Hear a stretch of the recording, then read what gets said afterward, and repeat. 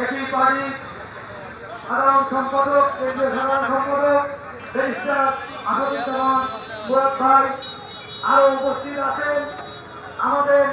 কুড়িগ্রাম নেতৃবৃন্দ, আরো উপস্থিত আছেন সাংবাদিক ভাইরা, ইলেকট্রনিক মিডিয়া, প্রিন্ট মিডিয়া, আরো উপস্থিত আছেন আমাদের এই কুড়িগ্রাম 26 আসন তথা কুড়িগ্রাম জেলাবাসী। সবাইকে আমার সালাম